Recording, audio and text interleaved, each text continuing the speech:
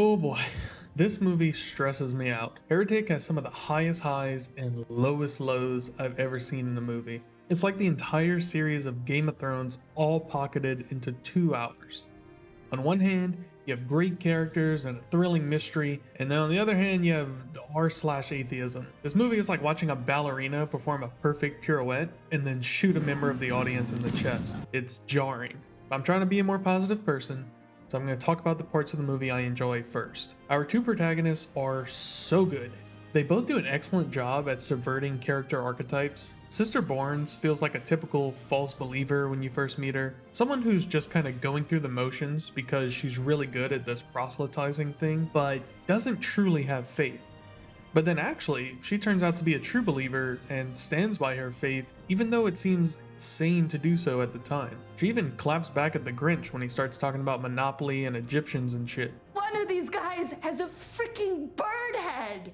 And then you have Sister Paxson, who feels like she would be a diehard religious type, but is actually willing to put her faith aside when it threatens her life. This opening vignette of the 2 sisters sitting on a bench and talking about dicks and porn is so compelling. Elephant trunk, that's what she would call it. And Sister Paxson explaining that she found her faith in God by watching a porno where the actors get caught having sex has to be one of the most uniquely written scenes I've ever witnessed. In the porno girl who's like taking it from behindish, you can literally see her soul being sucked out of her body. God's real. We have souls. And then we see the Mormon sisters just kind of go about their day, riding bikes, getting pants, normal religious stuff. And we are then introduced to Hugh Grant. Sorry, the Grinch. No, Mr. Reed. And immediately this guy does not pass the vibe check. He is sus. And as soon as he invites the sisters in for pie, the games begin. The sisters state we can't enter the home unless a female is present, but Mr. Reed says, "Oh, my wife's in the kitchen making blueberry pie. Come on in." Now, I don't know if you've ever made pie, but once it's in the oven, there ain't much to do. There should be nothing holding up his wife from coming and meeting them in the living room. So we, as the audience, should know there is no wife, there is no pie, this man is lying. And maybe our characters would have mathed that out too, but Mr. Reed begins to ask them questions about their family, and then we get to the juicy bit. The awkward question. Just some advice for anyone out there. If a man asks you if he can ask an awkward question, prepare for self-defense. This man is feeling devious. Or at least, be wary. Do not, under any circumstance, give him a drum roll using your body. But anyway, his question is, why the Mormon Church allows polygamy? Why would a modern church support such a backwards and outdated practice? Sister Barnes tries to explain that it's a leftover from the early days of the church when they were undernumbered and polygamy was used as a way to promote boosting the population. But then Reed claps back with a fact about Joseph Smith, the founder of the church, and how he had an affair with a 16-year-old maid of his, and polygamy was used as a sort of cover-up to maintain the integrity of the Mormon religion when it was first starting out. At this point, the tension in the room is palpable. First off, seeing this much older man discuss sex with multiple wives with these 2 young women in the room is just uncomfy. But this is intentional. I'm not putting it as a point against the movie. It's just something you can't help but feel while you're watching it. It makes your skin crawl a little bit. But this scene also proves that Mr. Reed will not be an easy conversion. The sisters are going to have to know their history and be willing to debate with him. Real quick, they make a fast food tier list. Burger King is better than Hardee's, which is better than Checkers, which is better than Wendy's. I'm putting Wendy's at the front of D. Wendy's sucks. Wendy's is the DiGiorno of fast food. And then Mr. Reed tells them his mission, to find the one true religion, the one behind all the mystery. But first, pie. And then we see the first layer of the mystery onion peeled back. The blueberry pie candle. Oh shit. The sisters were already uncomfortable, but now things are starting to feel unsafe. The front door is somehow locked from the inside, and the Grinch has their coats in another room, deeper in the house. The house's windows are too small to squeeze through, and most importantly, they don't want to be rude. So down the creepy hallway and deeper into the labyrinth we go. But upon entering the study, Mr. Reed kind of disarms them by carrying around some crates and just generally being disinterested in the sisters. But then we're sucked back into the drama when they ask to leave. Sure, you can certainly leave, but not through the front door. That'll remain locked until morning. You must exit through the back of the house, through one of these two doors. Obviously, the sisters are disturbed by this. What sort of house has a front door that locks for hours at a time? Where is this man's wife? Why did he lie about the pie? Perhaps pie doesn't exist at all. Perhaps the pie was a lie told to you to keep you in line. A myth reinforced with false evidence to inspire belief. A fib to the many to justify the few. The storm is only growing stronger, and the stairs lead to an abyss. Let's talk about board games. I really enjoyed this part of the film, using the hundreds of different versions of Monopoly as an example to illustrate the endless different faiths and religions there are to choose from, and how Monopoly itself is actually a play on an even older board game, an originator, a true religion. Now, I do think it is a little cringe to actually bring out the religious texts and then literally compare them on the table to the Monopoly boards. I think this worked a lot better as just an analogy rather than simplifying it down to like, ooh, Christians are like normal Monopoly and Mormons are like gay Monopoly because nothing in the game is straight. What am I talking about? Influence. One inspires the next, inspires the next, inspires the next, inspires the next. Each iteration making its own spin on the original while at the same time siphoning off more and more of the soul that makes the original special. Libre, Spider-Man, thank you for being here. You know, you gotta look at Dobie. Dobie's a hard guy to beat right now. Sorry, I got passionate for a second. Mr. Reed compares many of the popular religions to each other and explains how they all pull elements from one another, kind of drawing comparisons to each and how their mythologies are kind of mishmashed, but enough about that. We have a choice to make. It may not be easy, but it's 50-50. Belief or disbelief. And this is where our sisters come to a disagreement. Sister Paxton is ready to just head straight out the disbelief door, believing that Mr. Reed is trying to trap them into choosing belief, thus defending their fate and leading them to their doom in his murder basement.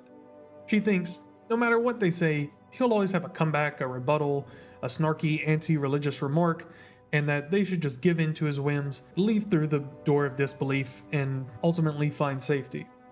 But Sister Barnes has other ideas.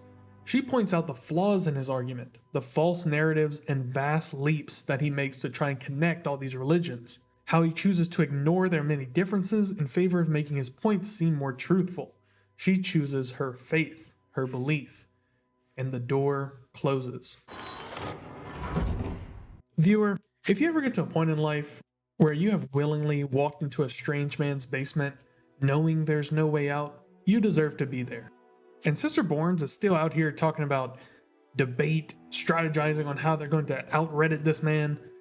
But then this happened.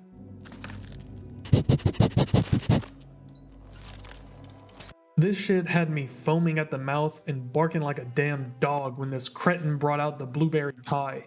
The pie is real. Despite all the evidence and arguments to the contrary, the pie exists. Even if you can't see it, even if the smell is false, even if the pie maker tells you there is no blueberry pie, if you believe there's a pie, there is a pie. Next thing you know, a prophet of the one true religion of God is shoveling poisoned pie into its mouth with his bare hands, and of course, the prophet dies. The sisters see her die, they know she is dead, but then an elder from the church arrives looking for them. Mr. Reeves goes to meet him at the front door, which actually can be unlocked, so we know he was lying there, and just says, nah, haven't seen any nuns today, goodbye. And their church leader just leaves, and our last hope of rescue is snuffed out. During the conversation upstairs with the church leader, the sisters are trying to grab matches. I really don't understand what the matches will solve, but okay. They come back down the basement stairs to discover the dead prophet has moved, but only a little. She's not like standing in the middle of the room or anything. She's just sitting or laying at the table differently. But definitely still dead, trust me. Oh shit, no wait, she's alive. The prophet says some cryptic stuff and leaves. Okay.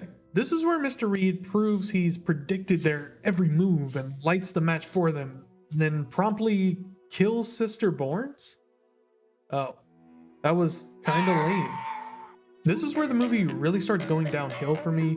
You have this incredible setup and intrigue, the mystery of the one true religion, a prophet of God, a blueberry pie. And then with a single flick of a knife, all of it is gone. Mr. Grinch is just a creepy murder man, and all of that setup was just to lure these girls into a dark basement to be murdered. How disappointing. And then stuff really starts to go off the rails.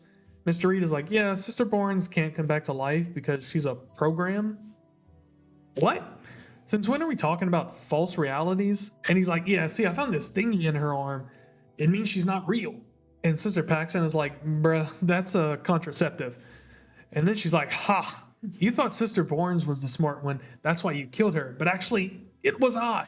Sister Paxton was the detective all along. I know you just used 2 prophets and that you were sweating earlier, and the prophet told us you were lying and stuff. You like Krabby Patties, don't you, Squidward? And Mr. Reed is like, okay, cool. Goodbye now. And then Sister Bournes goes into the basement cellar and finds a bunch of caged up women. What? Hold on, let me double check. Yeah, there's definitely caged up women down there. Sister Bournes does some more Sherlock shenanigans, and Reed is like, ha, you see, it was I.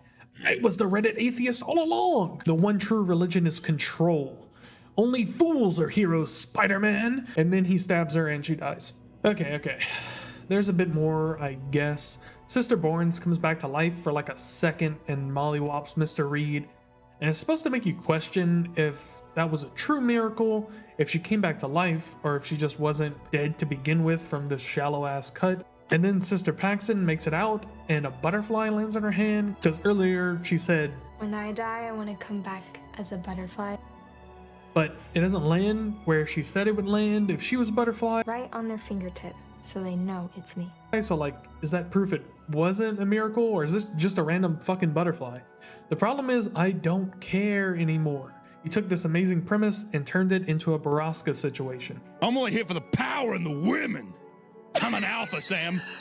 Alright, enough complaining. As you see, the movie is great until it isn't. Now, does this mean you should never see the movie? Nah.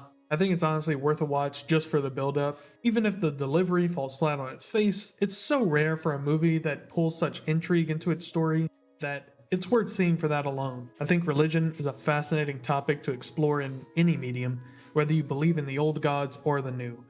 It's interesting to see how far people go to defend their beliefs, and how far they'll go to defend something that by definition is not concrete, not of this world, something that each person has their own relationship with. October is coming up at a relentless speed, and I am hyped to cover some spooky stuff. I'm down in the DVD bins looking for cult thrillers and interesting horror movies that neither of us have seen before. So videos will probably be once a week instead of bi-weekly for the spooky month. I hope you enjoy what I've got coming, and I hope you've enjoyed this little video. See you next time. Goodbye. Something that each person,